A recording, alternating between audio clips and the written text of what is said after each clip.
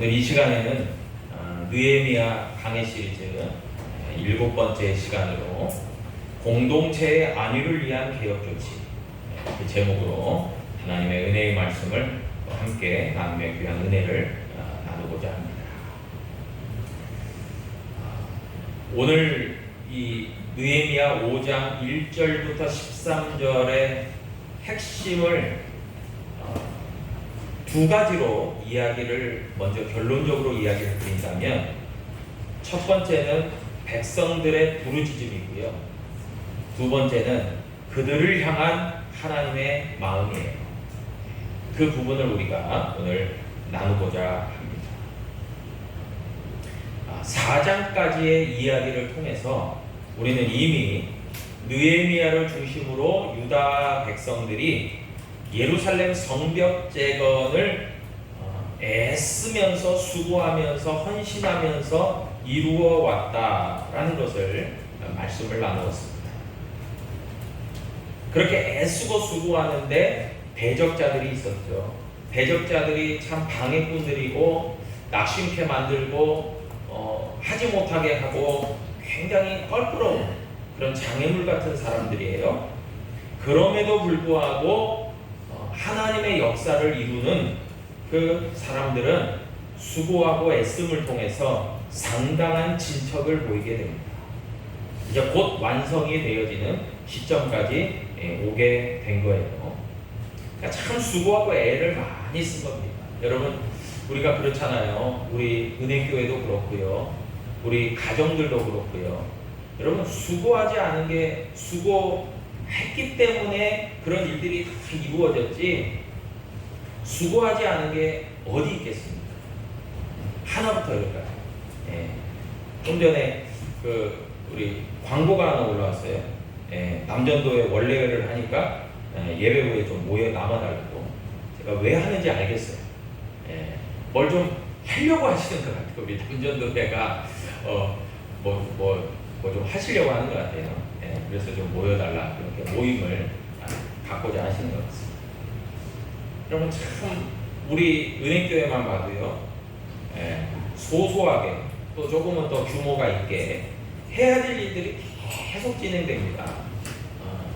그래서 우리가 그런 수고 속에서 편안함을 느끼고, 그리고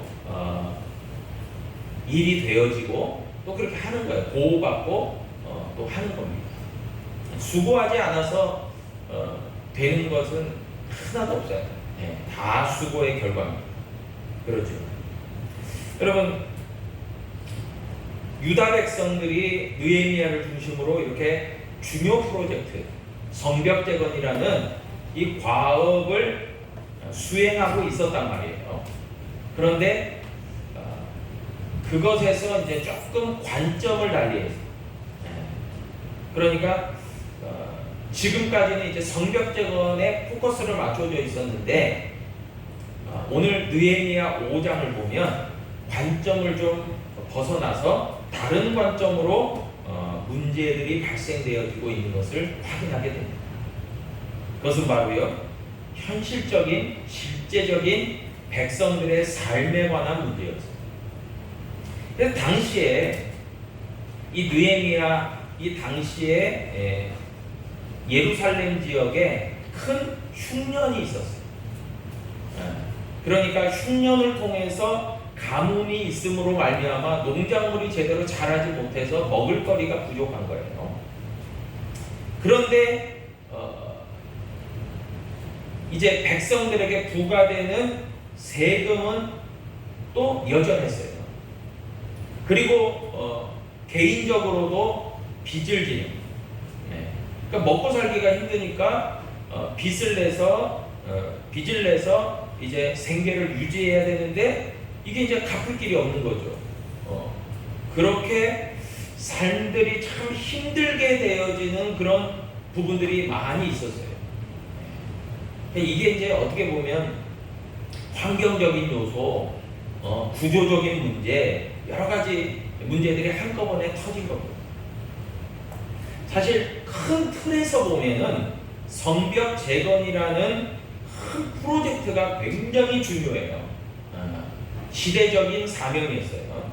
반드시 완수해야 돼요. 한마디로 말하면 하드웨어적인 부분이에요. 예, 그리고 다른 말로 이야기하면 이것은 사회 기반 시설이에요.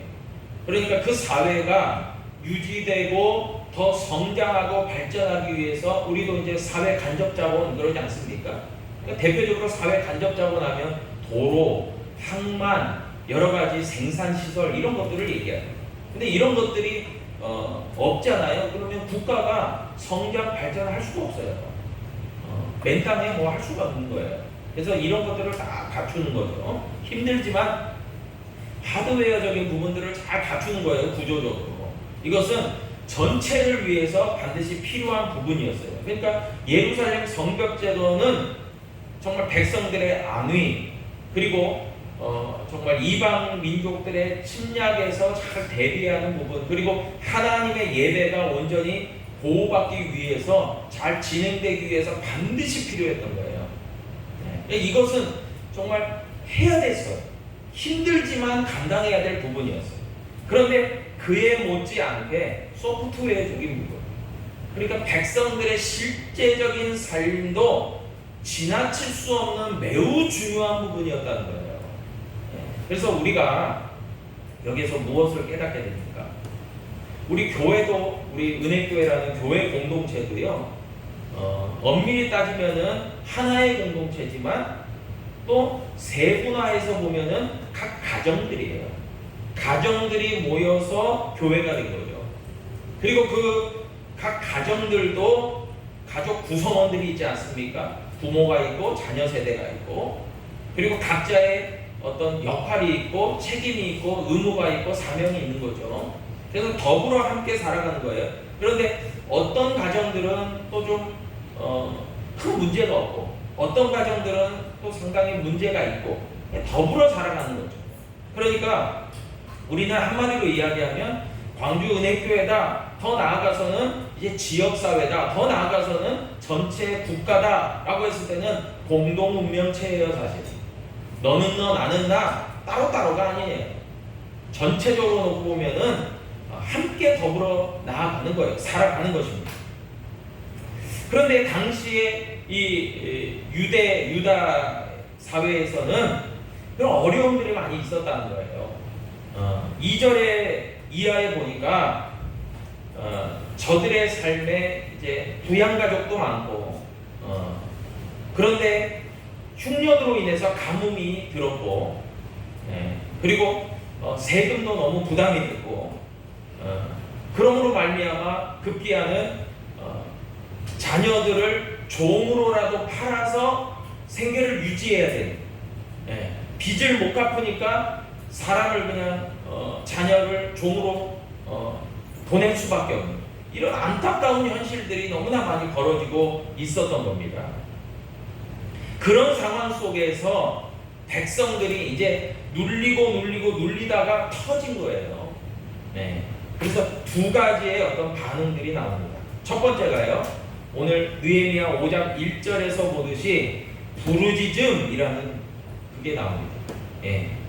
백성들이 그들의 아내와 함께 크게 부르짖어. 부르짖음이에요. 여러분 성경에서 이 부르짖음이라는 것은 상당한 의미를 갖고 있습니다. 부르짖음. 이스라엘 백성들이 출애굽 당시에도 모세가 하나님께서 모세를 애굽에 보내시기 전에도 저들이 고통 속에서 그 종살이를 하면서 정말 너무나도 힘이 드니까 하나님께 호소하고 부르짖었다 그랬어요. 그러니까 이 부르짖음이라는 것은 무엇이냐? 절박하고 간절함 속에서 하나님께 도움을 요청하는 그러니까 부르짖는다는 것은 이제 더 이상의 물러설 데가 없어요. 마지막 최후의 수단이에요. 그럴 때 부르짖음이에요. 부르짖음. 그러니까 이 사렙다 과부의 경우에도 보니까 이제 마지막에 한 줌의 곡식가루와 조금의 기름밖에 없어요. 이거 이제 떡으로 만들어 먹고 나와 우리 아이는 죽어야 돼요. 더 이상 유지를 할 수가 없어요. 이제 죽을 일만 남은 거예요. 그때 부르짖음이 있는 거예요. 여러분, 이런 고통 속에서의 외침, 이게요 정말 절박감이에요. 간절함. 여러분 모르겠어요. 우리 자녀 세대는 그런 절박감을 잘 못 느꼈을지 모르지만 부모 세대, 조금 어려운 데를 많이 지나온 그런 부모 세대들은 이 절박함과 간절함이 아마 느껴지는 요 부분들이 많이 있으셨을 거예요. 저도 역시 이제 참 그런 부분들이 좀 있었던 것 같습니다. 그래서 이 절박함, 간절함 속에서 부르짖음, 이 부르짖음은요, 참 사실 어느 면에서 보면은 상당히 이 어떤 인간적인 호소 같지만, 그러나 하나님께로 이 부르짖음이 향했을 때는 신앙의 시그널이에요. 구조 신호예요. 여러분, 그런데 시편 50편 15절에서도 보니까요, 다음과 같이 이야기합니다. 환난 날에 나를 부르라, 내가 너를 건지리니, 그렇게 얘기합니다. 그러니까요, 하나님께서는 이 절박함과 간절함과 고통 속에 있는 백성들의 부르짖음과 그 호소를 뭐 하신다는 거예요? 들으시는 하나님이에요. 아멘. 예, 그래서 다른 말로 이야기하면 이 부르짖음은요, 성도의 권리이자 의무예요. 예. 예레미야 33장 3절에도 보니까요, 너는 내게 부르짖으라, 내가 내게 응답하겠고 내가 알지 못하는 크고 은밀한 일을 내게 보이리라. 아멘. 여러분, 절박함이요, 어떻게 보면 너무나도 힘든 거예요. 그런데 그 절박감 속에서 하나님께로 향하여 부르짖을 때에는 하나님의 은밀한 일, 크신 하나님의 역사를 깨닫는 은혜도 있는 것을 여러분 기억하시기를 축복합니다. 진짜 그래요.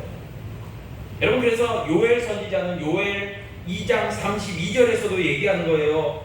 누구든지 여호와의 이름을 부르는 자는 구원을 얻으리니 이는 나 여호와의 말대로 시온산과 예루살렘에서 피할 자가 있을 것이며 남은 자 중에 나 여호와의 부름을 받을 자가 있을 것이다 얘기합니다. 이와 같이요, 성경에서는 이 부르짖음이라는 것이 상당히 중요한 요소입니다. 그런 의미에서 이 시대를 살아가는 21세기를 살아가는 저와 여러분들도 하나님을 향하여 부르짖는 백성 되기를 축복합니다. 여러분, 그러면 하나님의 구원이 있는 거고 하나님의 응답이 있는 거고 하나님의 간섭하심이 있는 거예요. 예. 한마디로 이야기하면 기도하는 백성은 망하지 않아요. 소망이 있는 것입니다. 하나님이 개입하십니다. 간섭하십니다. 역사하십니다. 두 번째는요, 백성들이 그 아내와 더불어서 부르짖어. 그 다음에는요, 조금은 부정적인 요소가 나옵니다. 1절 후반절에 보니까 그들의 형제인 유다 사람들을 원망하는데 라고 나옵니다. 원망. 여러분, 다른 이들을 향해서 원망을 쏟아내놓았다는 것입니다. 같은 동족 유다 사람들을 향한 원망이었어요. 여러분, 사실 원망은요, 불평이라고 할 수 있습니다. 영어로는 컴플레인이죠. 그냥 짜증 섞인 말을 막 쏟아내놓는 거죠. 난 왜 그렇게 하냐, 먼저 다른 사람한테 호소하고 짜증을 내고 불평하는 거죠. 여러분, 그럴 때에 여러분 성경을 보니까 광야 생활 가운데서 이스라엘 백성들이요, 힘드니까 먹을 것이 없고 목마르고, 또 사실 참 광야에서 여러 가지로 불편한 점이 한두 가지가 아니잖아요. 그럴 때마다 이스라엘 백성들이 모세와 지도자인 모세와 하나님께 대하여 원망했어요. 그런데요, 여러분 잘 생각해 보세요. 이 원망을 하나님은 감싸 안아주실 때도 있지만은 징계하시고 책망하시고 또 그들을 판단하실 때도 있었어요. 그런데 그 차이가 뭡니까? 백성들이요, 정말 하나님 일상생활 속에서, 그러니까 하나님 마실 물이 없어요. 하나님 배고파요. 하나님 너무나 추워요. 그러면 하나님께서 반석에서 물을 내시고 만나와 맥주야기를 보내주시고 저녁에는 불기둥으로, 여러분 불기둥이 뭡니까? 그게 정말 천연 난로 아니에요. 저녁에 그냥 기온이 일교차가 심해서 광야에서 사막에서 정말 한낮에는 뜨거웠다가 저녁에는 뭐 영하권으로 막 내려가니까 얼마나 추워요. 그러나 불기둥이 있으니까 그 백성들이 다 그 온화함을 느끼고 자는 거죠. 수치할 수 있는 거죠. 여러분 얼마나 그게 보호가 됐겠습니까? 여러분 그러니까 그런 것들은 하나님께서 막 힘든 걸 다 아시고 간섭하시고 채워주시는 거예요. 여러분 그런데 이스라엘 백성들이 어느 때에 하나님께서 강력한 조치를 취하시냐면 저들이 출애굽을 하고 광야로 나왔을 때 비교한 거예요. 하나님 왜 이런 광야까지 우리를 데려와서 우리를 죽게 합니까? 지난달 우리가 애굽에서 그 가마에서 물을 끓여가지고 고기를 그렇게 먹고 이렇게 또 애굽은 이제 농사를 지었을 거니까 그 밀농사 그런 거 했을 거 아니에요. 그러니까 거기에서 이제 빵을 구워서 먹고 이런 것이 되었는데 이 광야에서는 이런 게 없지 않습니까? 이렇게 비교하면서 하나님 앞에 원망했고 또 특별히 이스라엘 백성들을 인도하시는 분이 하나님이시고 또 지도자가 모세였는데 그런 지도력에 대해서 강력하게 원망을 쏟아놓고 또 우상을 만들고 금송아지를 만들어서 제사하고 이럴 때는 하나님이 치셨어요. 그러니까 이 차이는요 분명한 게 있어요. 뭐냐면은 백성들의 원망을 하나님이 다 징계하신 게 아니에요. 정말 어느 것은 다 감싸 안아주세요. 그러나 하나님의 주권과 하나님의 계획과 섭리에 대한 불신앙적인 부분들은요 하나님이 강력하게 처리하신 것을 성경을 통해서 잘 보게 됩니다. 여러분 그러니까 한마디로 이런 거예요. 선을 넘지 말아야 돼요. 여러분 한번 따라하겠습니다. 이게 좀 신앙적인 말은 아닌데요. 여러분 선을 넘지 말자. 여러분 선을 넘지 마십시오. 이게 경계가 있는 거예요. 어느 정도 하나님이 봐주는 것까지만 하세요. 예. 선을 넘는 순간 하나님 치십니다. 진짜 그래요. 예, 오늘 본문에도 나오잖아요. 뭐라고 나옵니까? 이게 좀 과격한 표현 같지만 본문 마지막 13절에도 보니까 너희들이 그렇게 하나님의 말씀대로 잘 하지 않으면은 13절에 보니까 뭐라고 나와요? 하나님이 또한 이와 같이 그 집과 산업에서 털어버리신다. 이게 뭐예요? 빈손이 되게 하신다 그 말이에요. 너 거짓골로 만들어 버릴 거야 이 말. 이게 얼마나 강력한 거예요. 네. 그러니까 성경을 보다 보면요, 참 우리는 사실 좀 약간 그런 생각이 있잖아요. 하나님 나에게 복 주세요. 나 잘되게 해주세요. 나 승리하게 해주세요. 정말 우리 가정 평안하게 해주세요. 이런 건 좋아해요. 그런데 이 13절 딱 보다 보니까 빈손이 될지로 이런 거 너무 두렵잖아요. 예, 털어버리시겠다. 이런 거 너무 막 무서운 말씀입니다. 근데 이게 성경에 똑같이 나와요. 예.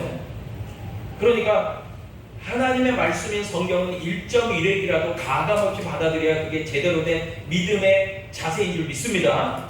이런 말씀들도요 참 귀담아 듣고 이게 굉장히 중요한 부분이구나. 선을 넘지 말아야 되는구나. 우리가 주의해야 되는구나. 경계해야 되는구나. 여러분 이런 것도 기억할 필요가 있는 것입니다. 여러분 그래서요 이런 점을 볼 때에 느헤미야 5장에서 이 유다 백성들이 하나님께 부르짖었어요. 그러나 또한 원망했어요. 예. 사실 원망은 부정적인 거죠. 좋은 건 아니에요. 부르짖는 것이 참 그래도 좋은 거예요. 기도하고 호소하고 간절하게 하나님께 찾고 하나님을 찾고 이게 중요한 거겠죠. 여러분 여하튼지 간에요 이런 상황이 전개되게 되었습니다. 그럴 때에 참 이 느헤미야 어떻게 보면 이 큰 프로젝트를 수행하는 중심 지도자인 이 느헤미야의 결단이 이제 나옵니다. 결단이 나옵니다. 이게 참 중요한 거예요. 네. 지도자가 왜 힘드냐라고 하면요, 진짜 훌륭한 지도자는 무엇입니까? 권한도 갖고 있지만 뭐예요? 그 권한을 통해서 일이 정상적으로 진행되고 올바로 진행되게 책임과 의무를 다하는 것이 정말 참된 지도자겠죠. 그런데 어리석고 무능하고 부정한 지도자는 어떤 지도자? 나쁜 지도자는 어떤 지도자? 권한만 가지고 행사하려고 하지 책임을 지려고 하지 않는 지도자가 어떻게 보면 나쁜 지도자죠. 그런데 오늘 느헤미야 5장에 보니까 이 느헤미야라는 이 지도자는 참 위대한 지도자죠. 참된 하나님의 사람이죠. 그래서 결단을 내리게 됩니다. 6절 이하에 보니까요, 다음과 같이 이야기합니다. 내가 백성의 부르짖음과 이런 말을 듣고 크게 노하였으나 라고 얘기해요. 여러분, 느헤미야도 사람이에요. 감정이 있어요. 백성들의 하소연과 원망의 소리를 들으면서 느헤미야는요 화가 났다 그랬어요. 여러분, 모세도 화났고 정말 느헤미야도 화나는 거예요. 힘든 거예요. 여러분, 그런데 그렇게 개인적인 감정으로 몹시 화가 나고 참 힘들고 어려웠단 말이에요. 그런데 느헤미야의 위대성이 여기서 나옵니다. 개인적인 감정이 있어요. 힘들어요. 다 포기해버리고 싶어요. 너희들 알아서 해. 그러고 싶어요. 그런데 개인 감정을 억누르고 느헤미야가요 책임자로서 공적인 일을 수행해 갑니다. 참 이게 위대성입니다. 여러분, 저와 여러분들도요, 여러분 이런 것들이 필요합니다.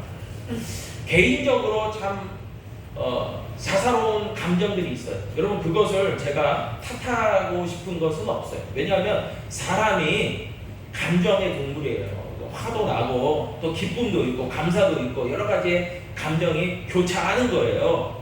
그래서 그것을 드러내는 것도 필요할 때가 있습니다. 여러분, 자꾸 누르기만 하면요 화병이 돼요. 그러니까 자꾸 이게 분출도 하고 이야기도 하고 표현도 하고 해야 돼요. 그럴 필요가 있습니다.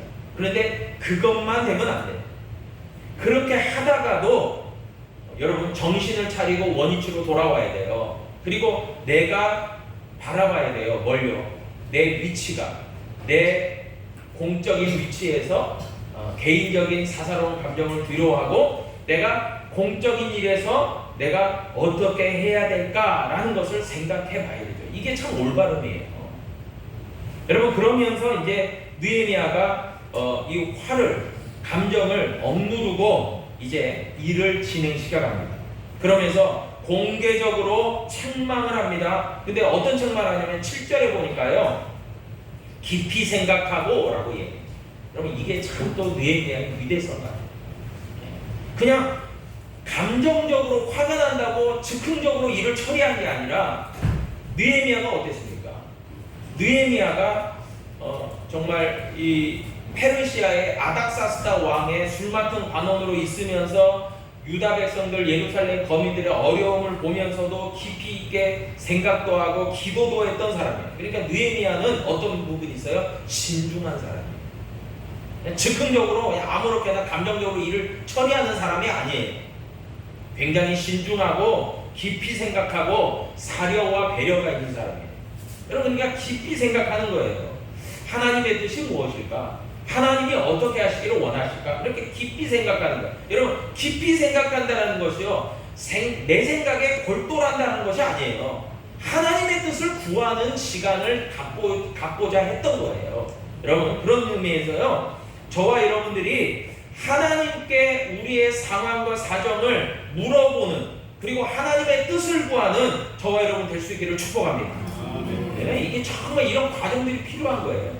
여러분, 그렇게 이제 깊이 생각한 가운데서 느헤미야가 이제 선포를 하는 겁니다. 누구에게요?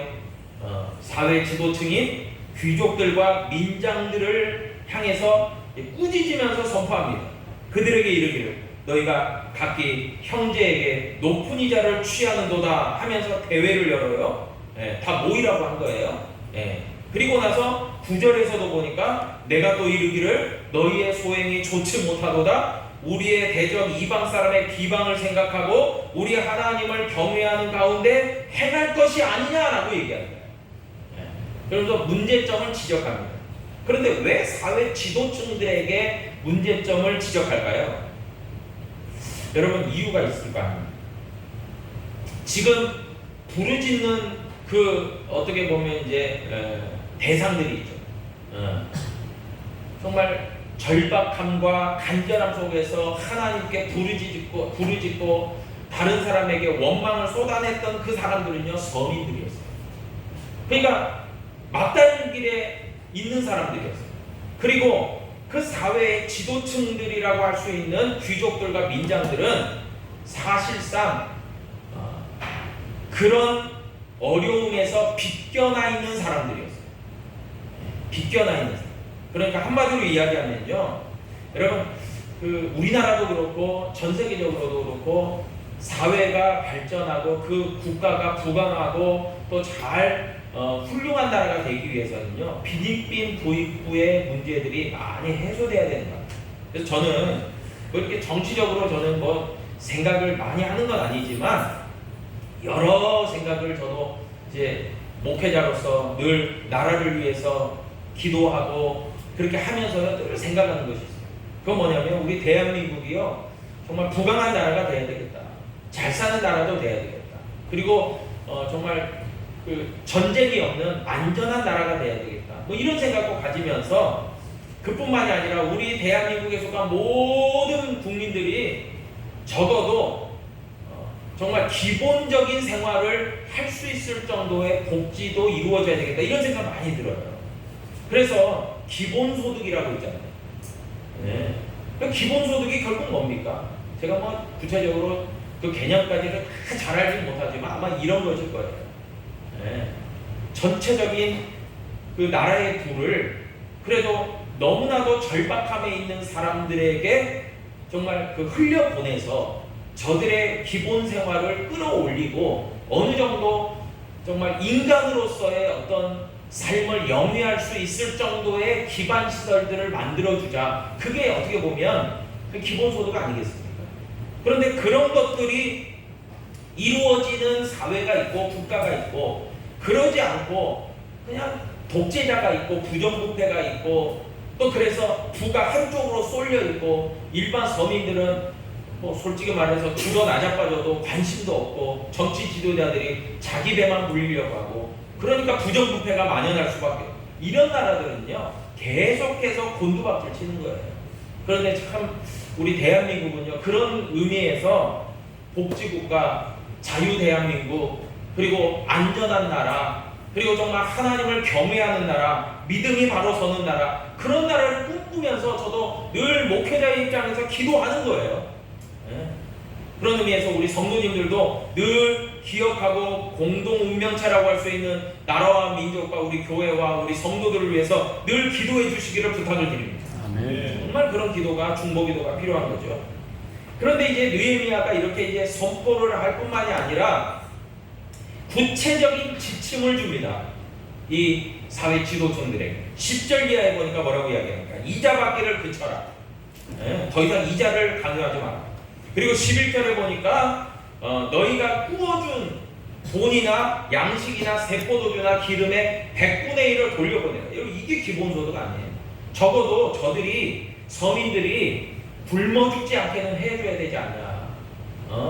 너희가 설령 정당한 대가로 받는 것이라고 할지라도 저들이 막다른 길에 서지 않도록 이렇게 흘려보내줘라 그거예요. 돌려보내라 그렇게 이야기하는 거예요. 그러면 뭐가 됩니까? 안타깝게 자녀들을 종으로라도 팔아서 생계를 유지해야 되는 이들의 안타까움이 해소되는 거예요. 그래서 이런 것들을 느헤미야는 뭐라고 얘기했냐면 악행이다. 악한 행위를 금지시키는 거예요. 돌려보내라. 안타깝게 그렇게 상황을 만들지 마라. 그렇게 한 겁니다. 여러분, 그래서 진짜 느헤미야가 위대한 것이 뭐냐? 참된 올바른 지도자인 게 뭐냐? 문제를 봤잖아요. 문제를 바라봤잖아요. 뭐 예루살렘 성벽 재건도 마찬가지였겠지만, 이제 아까도 얘기했지만 큰 틀에서 또 좀 세밀한 부분에서 이 느헤미야라는 지도자는요, 문제를 봤어요. 문제 의식을 느꼈어요. 그러면 그것을 모른 채 한 게 아니라 덮어버리고 그냥 지나쳐버린 게 아니라 하나님의 마음을 가지고 하나님의 관점과 기준을 가지고 바로잡으려고 노력했다는 거예요. 이게 참 사명자인 것 같습니다. 그런데 참 감사한 것은요, 이와 같은 느헤미야의 촉구와 어떤 개혁 조치에 대해서 유다 공동체의 반응이 있어요. 이제 반응이 나온 거예요. 그래서 이제 12절의 말씀에, 본문 말씀에 보니까 다음과 같이 말해요. 그들이 말하기를, 그러니까 반응이 나오는 거예요. 그 귀족들과 민장들의 사회 지도된 반응이 나와요. 그들이 말하기를 우리가 당신의 말씀대로 행하여 돌려보내고 그들에게서 아무것도 요구하지 아니하리이다 하기로 내가 제사장들을 불러 그들에게 그 말대로 행하겠다고 맹세하게 하고. 이게 참 중요해요. 이게 느헤미야가요 철두철미한 사람이에요. 이 귀족들과 민장들이 그렇게 하겠습니다, 그렇게 따르겠습니다 하니까 느헤미야가 사람이요, 마음이 아침과 저녁이 달라요. 왔다 갔다 하는 거예요. 예를 들어서 그냥 조금 느헤미야가 그래도 하니까, 말을 하니까 알겠습니다 했다가도 그 다음날 되고 나니까 아까운 거예요. 아, 왜 내 거 그냥 왜 도로 갖다 줘야 돼? 왜 도로 줘야 돼? 내 것이 손해보네? 이러면은 이걸 또 이제 안 할 수도 있잖아요. 그러니까 이거를 딱 결정짓기 위해서, 여러분 유다 사회는 종교 사회라니까. 그러니까 제사장들을 불러다가 그 앞에서 하나님께 맹세해라 해버린 거예요. 그러니까 도장을 찍은 거예요. 확약을 받은 거예요. 절대로 이것은 어길 수 없다라고 얘기를 해버린 거예요. 그리고 어길 시에는 아까도 얘기했듯이 너희가 거짓골이 돼버릴 거야. 너희는 하나님께서 너희를 저주하실 거야. 너희를 하나님 심판하실 거야. 너희의 재산을 하나님이 털어가실 거야. 강력하게 얘기해요. 그러니까 반드시 하라는 거예요. 반드시 하라는 거예요. 여러분 사실 우리가요 사람이잖아요. 연약하잖아요. 우리의 결심이 약해질 때가 있어요. 여러분 그렇기 때문에 저와 여러분들이요 날마다 하나님 앞에서요 믿음으로 나아간다는 것은 뭡니까? 하나님께 기도하면서 하나님께 나의 사정과 소원과 어떤 간구를 하는 것도 중요하지만 늘 언제나 하나님의 말씀을 기준으로 하나님 내가 이렇게 하겠습니다. 하나님 내가 이렇게 하기를 원합니다. 나에게 힘 주세요. 내가 이렇게 하도록 나를 붙들어 주세요. 이런 기도도 할 수 있기를 축복합니다. 이것도 정말 필요한 거예요. 하나님 저도 이렇게 하겠습니다. 이렇게 해보겠습니다. 하나님 저를 붙들어 주세요. 저를 강건케 해주세요. 이런 기도도. 근데 이제 결론적으로 보니까 13절에서 보니까 이렇게 이제 정말 이반됐던 민심. 그러니까 사회 지도층과 서민들이 막 서로가 원망하고 분열하고 이렇게 서로 제각각으로 했던 그 모든 것들이 무엇으로 통합되어지냐면, 무엇으로 하나 되어지냐면 13절 본문에 보니까 회중이 다 아멘하고 라고 얘기해요. 아멘. 아멘이 뭔 뜻입니까? 하나님의 뜻대로 이루어지기를 바랍니다. 그게 아멘이에요. 그러니까 이 사회 통합이 어떻게 되냐, 이 마음의 통합이 어떻게 되냐, 이 분열과 갈등이 어떻게 해소되냐, 하나님의 뜻 안에서라는 거예요. 여러분 분명히 그걸 기억하셔야 돼요. 내 생각, 내 주장, 내 이기적인 생각 가지고 그렇게 따라와라가 아니에요. 나도 포기하는 게 있어요. 나도 손해보는 게 있어요. 나도 좀 내려놓는 게 있어요. 그런데 뭐예요? 하나님 안에서 하나 되자. 하나님 안에서 그것이 아멘으로 되어져요. 여러분 그럴 때 13절의 말씀처럼 여호와를 찬송하고 믿음으로 나아가게 되는 줄로 믿습니다. 아멘. 이게 진짜 중요한 거 아니에요? 그래서 우리가 느헤미야 5장을 보니까요 믿음의 자세가 어떤지를 우리가 잘 들여다보게 돼요. 상황이 힘들고 문제가 발생했을 때 우리가 어떻게 대처해야 되느냐, 어떻게 해결해 가야 되느냐가 나오는 거예요. 여러분 결코 하나님은 부르짖음의 호소는 들으시고 응답하시지만 원망하고 불평하는 말을, 불신앙적인 태도는 하나님이 결코 원하시지 않습니다. 여러분 그리고 느헤미야 같은 그런 지도자를 통해서 적절한 조치가 이루어졌을 때에 여러분 그것들을 다 회중들이, 백성들이 그 영적 리더십을 인정하고 그것을 따라갔다는 거예요. 그러니까 결국 뭐겠습니까? 느헤미야 인간적으로 따라간 게 아니에요. 느헤미야가 그렇게 깊이 생각하고 기도하고 이것은 하나님의 뜻이야라고 이야기했던 것에 저들이 부응했던 거예요. 응답했던 거예요. 그러니까 하나님과 정말 지도자 느헤미야에게 믿음으로 반응했던 거예요. 그러면서 실제적인 부분들을 이루어 가게 된 겁니다. 그러면서 하나님 앞에서 맹세하고 굳게 지킬 것을 약속해요. 그러면서 이 모든 어려움들이 해소되어지고 극복되어지면서 결과적으로 봐서는 이제 다음 시간에 그런 부분이 나오는데, 이런 세부적인 부분까지 갈등이 해소되면서 결국은 성벽재건이 완공이 되어져요. 여러분, 왜 하나님이 이걸 원하실까요?